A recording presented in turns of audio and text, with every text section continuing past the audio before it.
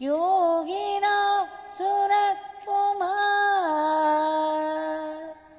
योगिराम सूरत कुमार, योगिराम सूरत कुमार, जय गुरु राया।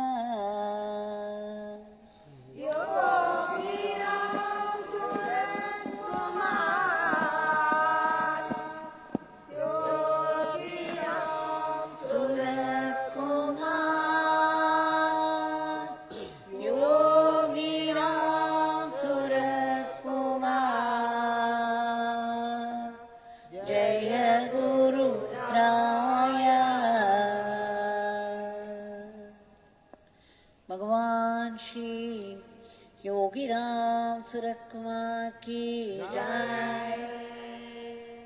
सर्वं योगीराम सूरत कुमारार्पणमस्तु।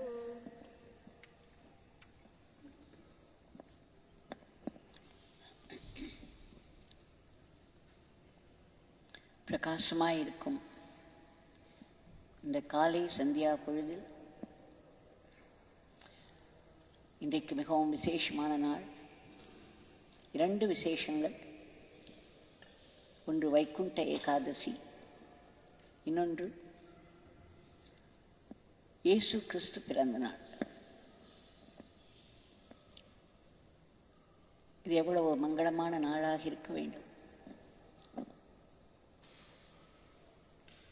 ஒன்று மோட்சத்தை கொடுக்கக்கூடிய நாள், இன்னொன்று அவருடைய உபதேசங்களை நினைத்து நினைத்து அதை கடைபிடித்து நாம் உயர்ந்த நிலையை அடைவதற்கு உரிய நாள். எப்படி பார்த்தாலும் மங்களமான இந்த நாளில் உயர்ந்த விஷயங்களை சிந்தனை செய்து பகவானுடைய நமக்கு மோட்சத்தை தரக்கூடிய அந்த திவ்ய நாமம் யோகிராம் சூரத் குமார் 1 மணி நேரம் சங்கீர்த்தனமாக நாம் பாடியுள்ளோம். அதை பகவானுக்கு நாம் அர்ப்பணித்து விட்டோம். இனி பகவானுடைய லீலைகளை எல்லாம் நாம் பார்த்து வருகிறோம். இந்த வைகுண்ட ஏகாதசி மங்களமான நாள் நாம் சொல்லும் ஒரு நாமத்திற்கும் அதிக பலன் உண்டு. தினம் தினம் நாம் 3 வேளையும் சாப்பிட்டு கொண்டிருக்கிறோம், தவறாமல் தூங்கிக் கொண்டிருக்கிறோம். ஒன்றும் தப்புவதில்லை, தப்ப விடுவதில்லை நாம். ஆனால் இன்றைக்கு ஒரு நாள், இந்த ஏகாதசி என்று ஒரு நாள் இருப்பது, இன்றைக்கு நாம் சாதம் சாப்பிடாமல் வெறும் பாலும் பழமும் மட்டும் சாப்பிட்டு எல்லா நேரமும் பகவான் நாமத்தை உச்சரித்து கொண்டே இருந்தோமானால், இந்த ஏகாதசி விரதம் இருந்தால் எல்லா வருடம் முழுவதும் வரும் 24 ஏகாதசிகளையும் இருந்த பலன் கிடைக்கும் என்று சொல்கிறார்கள். 33 கோடி தேவர்களும் இந்த ஏகாதசி உபவாசம் இருப்பார்களாம். அதனால் இதற்கு 3 கோடி ஏகாதசி என்று வேறு பெயர். வைகுண்டம் என்பது எங்கே இருக்கிறது? நமக்குள்ளே தான். வைகுண்டம் கைலாஷம் என்பதெல்லாம் நமக்குள்ளே கண்ணுக்கு தெரியாத ஒரு சிறிய தீச்சுடர் என்று உபனிஷதம் சொல்கிறது. அந்த வெட்ட வெளி என்று ஏன் பெயர்? அந்த இடத்தில் எந்த விதமான எண்ணங்களுக்குமே வழி இல்லை. எண்ணங்களற்ற தூய்மையான ஆனந்தமான பேரமைதி கொண்ட அந்த ஒரு இடம் நம் உள்ளே இருக்கிறது. அதைத்தான் தீச்சுடர், ஃப்ளேம் என்று உபனிஷத் வர்ணிக்கிறது. அதிலிருந்து தான் நம்முடைய மூச்சுக்காற்று வருகிறது. அதுதான் இந்த அண்ட பிரம்மாண்டங்களை சிருஷ்டித்திருக்கிறது. நம்முடைய தேகங்களை எல்லாம் சிருஷ்டித்து அதற்குள் இந்த மூச்சுக்காற்றை போட்டு, இந்த மூச்சுக்காற்று இருப்பதனால் என்ன, நமக்கு பிரக்ஞை இருக்கிறது. அந்த பிரக்ஞையினால் அதோடு நமக்கு விவேகம், நல்லது கெட்டது பகுத்தறியும் அந்த அறிவையும் நமக்கு கொடுத்து இந்த மூச்சுக்காற்றை காப்பாற்றி வருகிறது. வெளியே போன மூச்சுக்காற்று திரும்ப உள்ளே நுழையவில்லை என்றால் ஒன்றுக்கும் பிரயோஜனம் இல்லாத கட்டையாகிவிடும் அல்லவா அது. அந்த மூச்சுக்காற்றை உள்ளே போட்டு அதை காப்பாற்றி வருகிறது. என்றேனும் ஒரு நாள் அது அதை உள்ளே இழுத்து கொண்டு விடும். அந்த பரபிரம்மன் என்று சொல்லும் அந்த பரவெளியானது நமக்குள்ளே தான் இருக்கிறது. அந்த பரவெளிதான் வைகுண்டம், அந்த பரவெளிதான் கைலாசம். இந்த வைகுண்டத்திற்கு நாம் செல்ல வேண்டுமானால், நமக்குள்ளேயே நாம் அடங்க வேண்டுமானால், எண்ணங்களற்ற தூய்மையான பேரானந்த பிரம்மானந்தம் என்று சொல்வார்கள் அதை, அந்த பிரம்மானந்த மயமான அந்த வெட்ட வெளியில் நாம் கரைய வேண்டும்.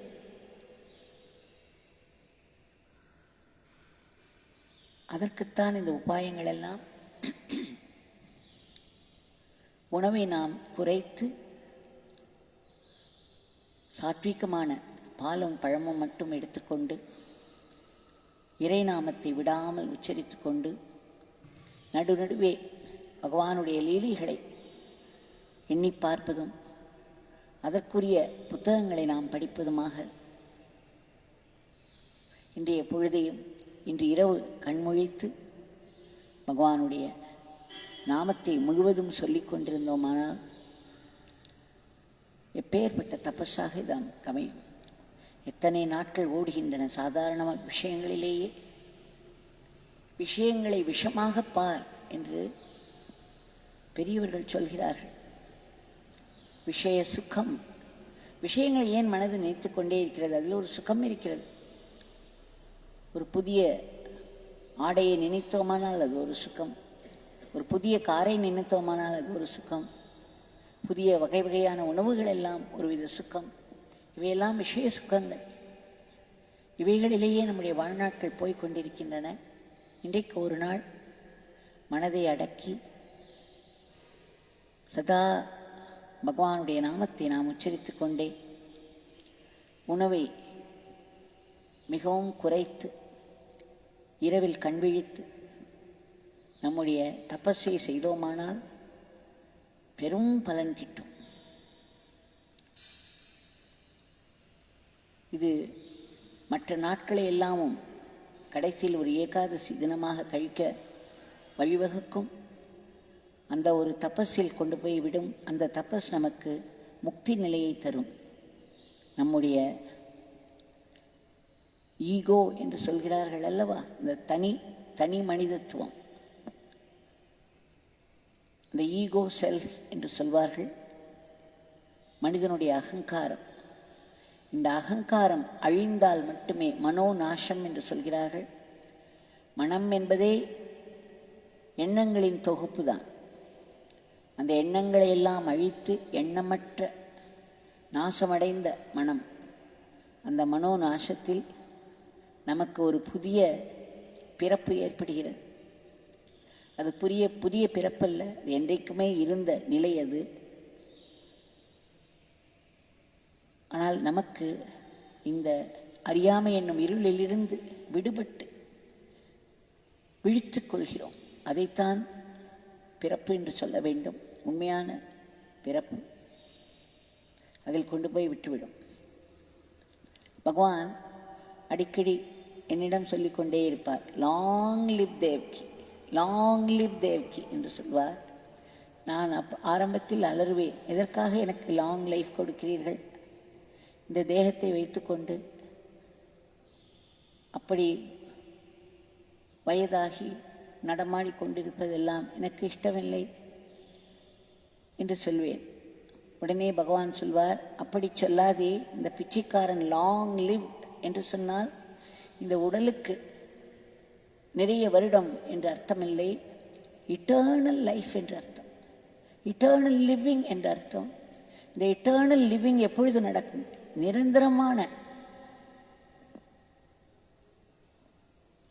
நிரந்தரமாக வாழுதல், மரணமில்லா பெருவாழ்வு என்ற அர்த்தம்.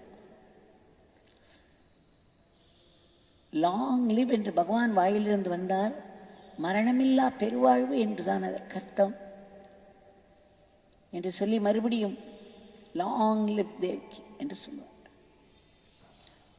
இந்த லாங் லிவ் என்று பகவான் வாயிலிருந்து இன்றைக்கு நாம் பகவானை போற்றி போற்றி அவருடைய நாம சங்கீர்த்தனத்தை செய்து கொண்டு உணவையும் தூக்கத்தையும் விட்டு இந்த ஒரு நாள், ஒரு பகல், ஒரு இரவு செய்தோமானால் அது எத்தனை சந்தோஷத்தை பகவானுக்கு கொடுக்கும். நமக்கும் பகவானுடைய அந்த வாழ்த்து கிடைக்கும் அல்லவா? மரணமில்லா பெருவாழ்வு, அதைத்தான் வைகுண்டம் என்று சொல்கிறோம்.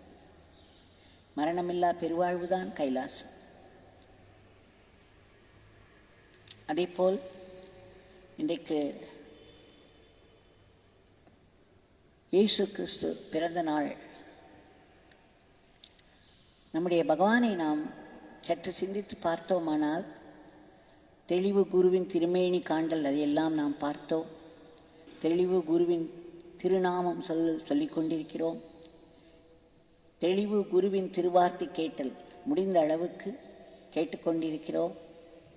அதாவது அவர் கூறியபடி நடந்து கொண்டிருக்கிறோம் முடிந்த அளவுக்கு. தெளிவு குருவின் குரு சிந்தித்தல் தானே. இந்த சிந்திப்பு என்பது contemplation on the form of the guru. The guru என்பவர் இந்த உடல் வடிவு அல்லவே. அவர் கடவுள் இந்த உலகமயமாக ஆக்கி எல்லாவற்றையும் ஒரு கடந்த நிலையில் இருப்பவர் அல்லவா? அதைத்தான் சிந்தித்தல் என்று சொல்கிறோம். தி யூனிவர்சல் குரு, தி யூனிவர்சல் பீயிங், த காஸ்மிக் பீயிங். அதைத்தான், இதை நாம் சிந்திப்பதுதான் குரு சிந்தித்தல் தானே என்று சொல்ல முடியும். நம்முடைய பகவானுடைய இந்த சாதாரண உருவத்தை நினைத்து பார்த்தாலே அவருடைய பச்சை தலைப்பாகை முஸ்லிம்ஸ் அவர்களுடைய தி சூஃபி மாஸ்டர்ஸ் அவர்களெல்லாம் பச்சை தலைப்பாகை கட்டி கொண்டிருப்பார்கள். அது இஸ்லாமை நினைவுபடுத்தும். ஃபாதர் என்று அவர் சொல்வது நமக்கு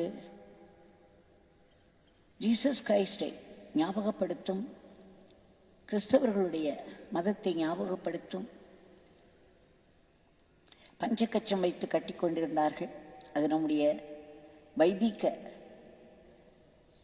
கல்ச்சரை ஞாபகப்படுத்தும். இப்படி பார்த்தோமானால் பிச்சைக்காரன் என்று சொல்வார். அது நமக்கு பரமசிவனார் ஞாபகப்படுத்தும். அவர் ராமநாமம் சொல்லி ஒன்றினார், ராமனோடு ஒன்றியவர். அது வைஷ்ணவத்தை குறிக்கும். ஆக நம்முடைய பகவானை பற்றி நினைத்தோமானால், சிந்தித்தோமானால், அவர் எல்லா மதங்களின் மொத்த உருவம். அவரே ஒரு நெருப்பு தான். பலமுறை நான் அதை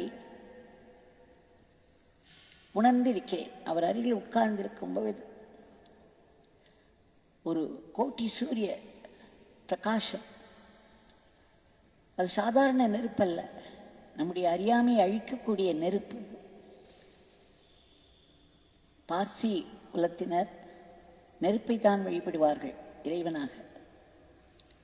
ஆக எல்லா மதங்களினுடைய ஒட்டுமொத்த உருவமாக நம்முடைய பகவான் திகழ்ந்தார்.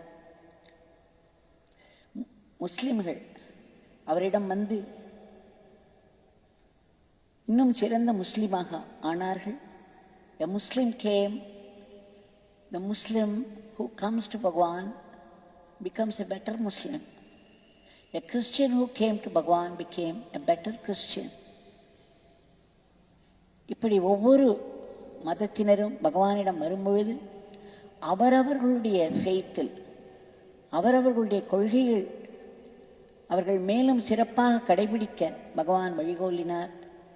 அவரவர்களுடைய அந்த மதத்தின் கொள்கைகளில் அவர்களை இன்னும் ஆழ்ந்து ஊன்றும்படி செய்தார். யாரையும் அவர் மதம் மாற்றவில்லை. அவரவர்கள் நிலைகளில் அவரவர்கள் சிறந்து வழிபட, சிறப்பாக வழிபடவே அவர் வழி செய்தார். பகவான் அடிக்கடி ஜீசஸ் கிரைஸ்டுடைய இந்த ஒரு வாசகத்தை கோட் பண்ணுவார். We are the salt of the earth. இந்த பூமியினுடைய உப்பு நாங்கள் என்று சொல்வார். இந்த மகாத்மாக்கள் இருந்து இல்லை என்றால் இந்த உலகம் என்றோ எங்கோ போயிருக்கும். அவர்கள் எல்லோரும் சேர்ந்து இந்த உலகத்தை கட்டி காத்து வருகிறார்கள். ஜீசஸ் கிரைஸ்டை அவர் எதற்காக மற்றவர்களுடைய பாபங்களை எல்லாம் தன்மேல் ஏற்றிக்கொண்டு அவர்கள் எல்லோருக்கும் ஒரு புது வாழ்க்கையை தந்தார் அல்லவா? ஒவ்வொரு மகாத்மாவும் இதை செய்து கொண்டிருக்கிறார். தன்னிடம் வருபவர்களுடைய பாபத்தை எல்லாம் அவர்கள் எடுத்துக்கொண்டு தங்களுடைய ஆத்ம பலத்தை அவர்களுக்கு தருகிறார்கள் ஆசீர்வாதமாய். அவர்கள் கஷ்டப்பட்டு செய்த தபம், அந்த தப்போ சக்தியை நமக்கு மிக எளிமையாக நாம் வணங்குவதிலும் அவர்களுடைய நாமத்தை சொல்வதிலும் அவர்கள் முன்பு கைகூப்புவதிலும் நமக்கு அளித்து விடுகிறார்கள். பகவான் அடிக்கடி சொல்வார், மகாத்மாக்கள் என்பவர்கள் இரண்டு பக்கமும் எரிந்து கொண்டிருக்கிற மெழுகுவர்த்தியை போன்றவர்கள் என்று. அந்த மெழுகுவர்த்தி தன்னை அழித்து கொண்டு மற்றவர்களுக்கு வெளிச்சம் கொடுக்கும் அல்லவா?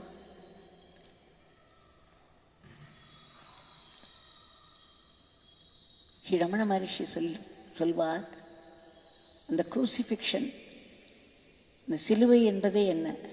இந்த சிலுவையை பார்த்தீர்களானால் இந்த ஐ என்று இருப்பதும், அந்த ஐயில் நடுவே ஒரு குறுக்காக ஒரு கோடிட்டால், அதாவது ஐ என்ற ஈகோ, அகங்காரத்தை அழித்தோமானால் அதன் பிறகு ரிசரக்ஷன், மறுவாழ்வு. அந்த மறுவாழ்வு என்பது என்ன? ஜீசஸ் கிரைஸ்ட் அவர்களுக்கு என்ன நடந்தது? அவர் எதற்காக சிலுவையில் அறையப்பட்டார்? மற்றவர்களுடைய பாபங்களை தன்மேல் ஏற்றிக்கொண்டார். அதற்கு அவர் அந்த துன்பத்தை அனுபவித்தார். அந்த துன்பத்தை அனுபவித்து அந்த சிலுவையில் அறையப்பட்ட பிறகு அவருக்கு என்ன வந்தது? ஒரு தெய்வீக வாழ்வு. அவர் தெய்வமாக பூரண பிரகாசமாக காட்சியளித்தார். மீண்டும் எழுந்து வந்தார் என்று சொல்வார்கள், ரிசரக்ஷன் என்று சொல்வார்கள்.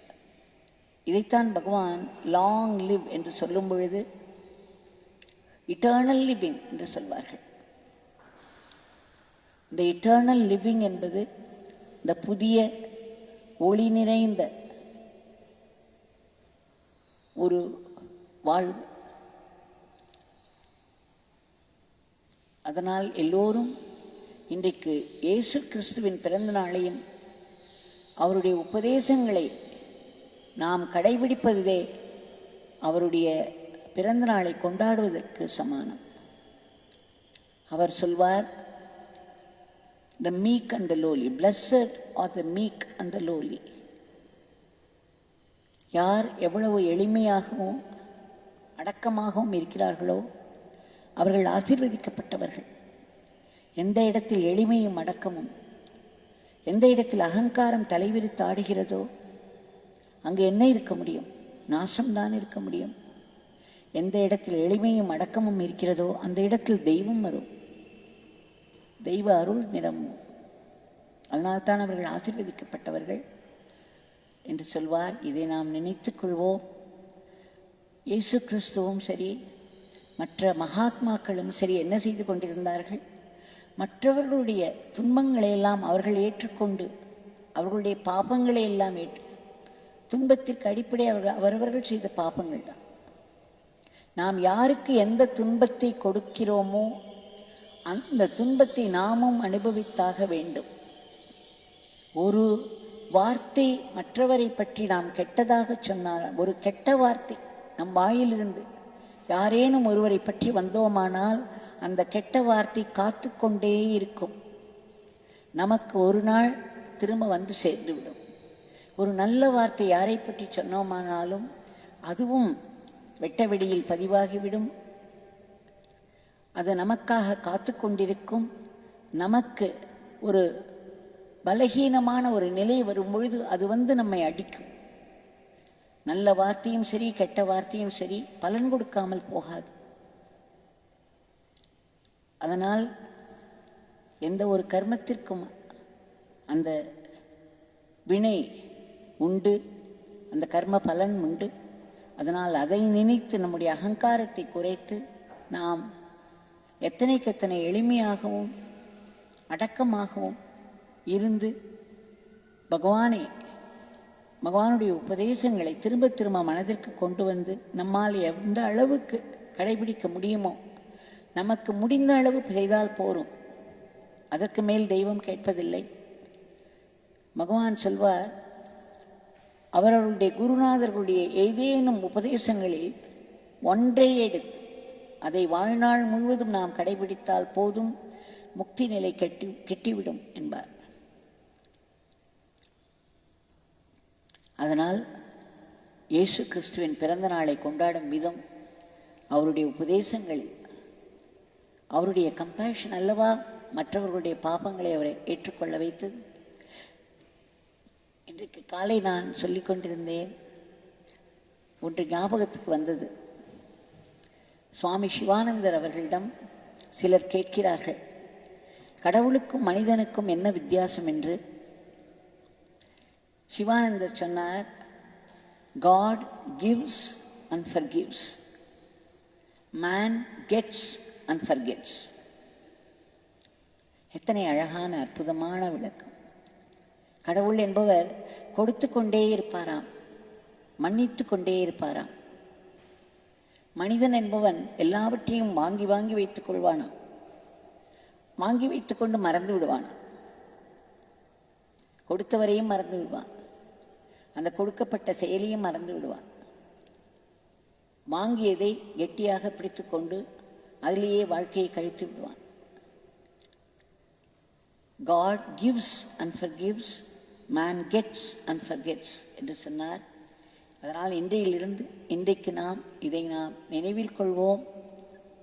நிறைய மற்றவர்களுக்கு கொடுக்க வேண்டும். நம்மால் முடிந்த அளவுக்கு நல்லதை மற்றவர்களுக்கு கொடுக்க வேண்டும். மற்றவர்களை நாம் மன்னித்து கொண்டே இருக்க வேண்டும். நாம் அவர்கள் பெரிய குற்றங்கள் செய்கிறார்கள் என்றெல்லாம் பேசலாம், வாய்க்கிழியே பேசுவோம். இவர் இந்த குற்றம் செய்தார், அவர் அந்த குற்றம் செய்தார், இவர் எப்படி செய்யலாம், அவர் எப்படி செய்யலாம் என்றெல்லாம் நாம் எது குற்றம் என்று நினைக்கிறோம்.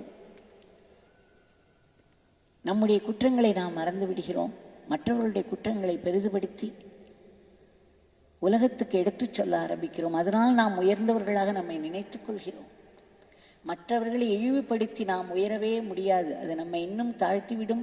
சமயம் வரும்பொழுது அது பல மடங்கு நம்மை அடித்துவிடும். அதனால் இதையெல்லாம் நினைவில் கொண்டு God gives and forgives என்பதை ஞாபகத்தில் வைத்துக் கொள்வோம். Blessed are the meek and the lowly என்று சொன்னார் அல்லவா, அதையும் ஞாபகத்தில் வைத்துக் கொள்வோம். நம்முடைய பகவான் மிகவும் எளிமையாக நாமத்தை சொன்னால் போதும். நாமத்தை சொல்பவர்கள் பிரார்த்தனை என்று கூட தனியே செய்ய வேண்டாம். நாமம் நம்மை தூய்மை செய்து சாத்வீகமாக்கி இறைவனிடம் சேர்த்துவிடும் என்று சொல்லியிருக்கிறார். ஒரு நாமம் கூட வீணாகாது என்று சொல்லியிருக்கிறார். நான் அடிக்கடி சொல்லி வருகிறேன், one Leela a day keeps the maya away. ஒரு நாளைக்கு ஒரு லீலை, நம்முடைய குருநாதர் நம்முடைய பகவானுடைய ஒரு லீலையை நாம் நினைவு கூர்ந்தால் போதும். அன்றைக்கு அந்த மாயையில் நாம் சிக்கிக்கொள்ள மாட்டோம். அந்த அளவுக்கு அந்த லீலைக்கு பிரபாவம் உண்டு. பகவானுடைய நாமத்துக்கு அந்த பிரபாவம் உண்டு. ஒரு சிறிய லீலையோடு நாம் முடித்து விடுவோம். ஒரு முறை இது கடலூர் ஸ்ரீ ரவிச்சந்திரன் அவர்கள் எனக்கு ஞாபகப்படுத்தினார். சில தினங்களுக்கு முன்பு நடந்தது இங்கே நம்முடைய பிரதான் மந்திரில். அவருடைய மகனும் மருமகளும் பேத்தி ரக்ஷிதாவோடு இங்கு வந்திருந்தார்கள் பாத பூஜை செய்வதற்காக. அவர்கள் பாத பூஜை செய்திருக்கும் பொழுது அந்த குழந்தைக்கு ஒரு 3-4 வயது இருக்கலாம். அவளால் அந்த பாத பூஜையில் ஈடுபட முடியவில்லை. ஏனென்றால் அந்த குழந்தைக்கு நாம் அந்த அபிஷேகங்கள்லாம் செய்வதற்கு அனுமதி இல்லை. அதனால் அவளால் அதில் கலந்து கொள்ள முடியவில்லை. சில குழந்தைகள் உடனே வேறு வேறு விஷயங்கள் அவர்கள் ரெஸ்ட்லெஸ்ஸாக ஆகிவிடுவார்கள். இவளும் அடிக்கடி வந்து அம்மா அப்பாவை தொந்தரவு செய்து கொண்டிருந்தார். அவர்களால் பாத பூஜையில் மனதை வைத்து செய்ய முடியாத ஒரு நிலை. அப்பொழுது நான் அவளை கூப்பிட்டு சொன்னேன், உனக்கு சாக்லேட் என்றால் ரொம்ப பிடிக்கும், நான் ஒரு பெரிய சாக்லேட் உனக்கு தருகிறேன். நீ எப்பொழுது நீ அங்கே போய் இப்படி விளையாடி கொண்டிருந்தால் இவர்களை தொந்தரவு பண்ணாமல் அங்கு போய் வெளியே போய் மயிலை பார்த்து கொண்டிரு, இல்லை என்றால் எங்கேயாவது உட்கார்ந்து கொண்டு ஒரு பேப்பரையும் பேனாவையும் கொடுத்து தலைமையில் ஏற்றுக்கொண்டு அந்த குழந்தை அமைதியாகிவிட்டார். மிகவும் ஆச்சரியமாக அமைதியாகிவிட்டாள். அதன் பிறகு அவர்கள் சிறப்பாக அந்த பாத பூஜையை செய்து முடித்தார்கள். அது முடிந்து நான் வந்து என்னுடைய நாற்காலியில் உட்கார்ந்து பொழுது யாரோ வந்தார்கள். அதனால் அவர்களை உட்கார வைத்து நான் பேசுவதில் ஈடுபட்டு விட்டேன். அவர்கள் ஏதோ அவர்களுடைய பிரச்சனையை சொன்னார்கள். அதில் என் மனது போய்விட்டது. நான் இந்த குழந்தைக்கு அதை வாக்கு கொடுத்திருக்கிறேன் என்பதை மறந்துவிட்டேன். அவள் அங்கே சற்று தள்ளி நின்று நான் சாக்லேட் தருவேன் என்றே காத்து கொண்டிருந்திருக்கிறாள். அதையும் நான் கவனிக்கவில்லை. அதன் பிறகு என்னிடம் வந்து எனக்கு சாக்லேட் தருகிறேன் என்று சொன்னீர்கள் என்று கேட்டாள். அப்பொழுதுதான் எனக்கு மிகவும் வருத்தமாக போய்விட்டது. உடனே அவளை சமாதானம் செய்து நான் இப்பொழுதே உனக்கு தருகிறேன் என்று சொல்லி கல்யாணியை கூப்பிட்டு, கல்யாணி இந்த சாக்லேட் பார் எடுத்து வா என்று அவளிடம் சொன்னேன். அதற்குள் அங்கு பகவானுடைய பாதத்தில் நிறைய பூக்கள் சேர்ந்திருக்கவே, இதெல்லாம் 2-3 வருடங்களுக்கு முன்னால் இருக்கலாம். அங்கு நிறைய பாதங்களில் மலர்கள் சேர்ந்துவிடும். அந்த மலர்களை எல்லாம் அங்கிருந்து அகற்றி அவ்வப்பொழுது அகற்றிக்கொண்டே இருக்க வேண்டும். அப்பொழுதுதான் நமக்கு அந்த பாத மலர்கள் தெரியும். அந்த பாத மலர்களுக்காகத்தானே நாம் ஓடி வருகிறோம். அதனால் அங்கு யாரோ அதை எடுத்து கொண்டிருந்தார்கள். இவருடைய குழந்தையும் நான் விளையாட்டுக்கு இதோ அங்கே போய் ஏதாவது செய்ய என்று சொன்னேன். உடனே அவள் ஓடினாள். அங்கே போய் அவர்களுக்கு உதவி செய்வதாக அவளும் அந்த பூவை எல்லாம் எடுத்துக்கொண்டிருந்தாள். அந்த பூவை எடுத்தால் அதற்கு நடுவே ஒரு பெரிய சாக்லேட் பார். பகவான் அவளுக்கு ரெடியாக சாக்லேட்டை வைத்து கொண்டிருந்தார். இந்த பகவானை நான் வெறும் சிலை என்று நினைக்க முடியுமா? ஒரு குழந்தைக்கு நான் கொடுத்த வாக்கை மறந்து நான் இதிலோ ஈடுபட்டிருக்க, அந்த குழந்தை ஏமாற்றத்தோடு அவரிடம் வரும்பொழுது அவர் ரெடியாக அங்கு ஒரு பெரிய நீண்ட சாக்லேட் பார் ஒன்றை பாதத்தில் வைத்திருக்கிறார். அந்த குழந்தை உடனே சந்தோஷத்தோடு அதை எடுத்துக்கொண்டு ஓடி வந்து எங்கிட்ட, அம்மா அம்மா எனக்கு பகவான் சாக்லேட் கொடுத்து விட்டார் என்று சொன்னார். அந்த பகவான் நமக்கும் முக்தி என்ற சாக்லேட்டை தருவார். இந்த வாழ்க்கை பிரச்சனைகளிலிருந்து விடுபட்டு இந்த சம்சாரம் என்ற கடலிலிருந்து நம்மை கரையேற்றுவார். சதா துக்கம், கோபம், பயம் இவற்றினால் நாம் அலைக்கழிக்கப்பட்டு நம்முடைய மனமானது தத்தளித்து கொண்டிருக்கிறது அந்த சம்சார கடலில். அதிலிருந்து நமக்கு ஒரு விடுதலை கொடுப்பார். அந்த குழந்தைக்கு சாக்லேட் தயாராக வைத்திருந்த பகவான் அங்கே அவளை வரவழைத்து அந்த பூக்களை அகற்றச் செய்து அதன் அடியில் அவளுக்கு அந்த ஒரு நீண்ட சாக்லேட் பாரை வைத்திருந்த இந்த பகவான் நமக்கும் அவருடைய சேவைகளில் நம்மை ஈடுபடுத்தி அவருடைய நாம சங்கீர்த்தனத்தில் நம்மை ஈடுபடுத்தி கடைசியில் நமக்கு இந்த சம்சார கடலிலிருந்து விடுதலை என்ற ஒரு பெரிய சாக்லேட்டை தருவார், ஒரு பெரிய இனிப்பை வழங்குவார். அந்த பகவான் இடம் இன்றைய பிரார்த்தனையை சமர்ப்பித்துக் கொள்வோம். பகவான், எங்கள் எல்லோரும் நல்வழி நடக்க எளிமையோடும் அடக்கத்தோடும் வாழ்க்கை பாதையில் செல்வதற்கு, தங்களுடைய நாமத்தை சதா சொல்லிக் கொண்டிருப்பதற்கும், தங்கள் கையில் கருவியாக மட்டுமே செயல்படுவதற்கும், எல்லோரிடமும் குற்றம் குறைகளை காணாத ஒரு அன்பு செலுத்த வேண்டும். நாங்கள் பகவான் சொல்வார், லவ் என்பது என்ன? மற்றவர்களை நாம் அவர்களுடைய குறைகளோடு ஏற்றுக்கொள்வதுதான் அவர்கள் மீது வைக்கும் அன்பிற்கு அடையாளம் என்று சொல்வார். இல்லையென்றால் அவர்களுடைய குறைகளை நாம் பெருசுபடுத்தி அன்பை இழந்து விடுவோம். மற்றவர்களிடம் நாம் காட்டும் அன்பு ஒரு பெரிய சொத்து. அது மற்றவர்களிடம் குறை கண்டுபிடிப்பதனால் அழிந்துவிடும். திரும்ப திரும்ப ஒரு முறை சொன்னார், மற்றவர்களை புரிந்து கொண்டோமானால் அவர்களுடைய குற்றங்களை நாம் பெரிதுபடுத்த மாட்டோம். அப்படி புரிந்து கொள்வதுதான் நாம் அவர்கள் மீது வைக்கும் அன்பு என்று சொல்வார் பகவான். Love is understanding and forgiving and forgetting. Love is accepting people with their defects என்று என்னிடம் சொல்லியிருக்கிறார்.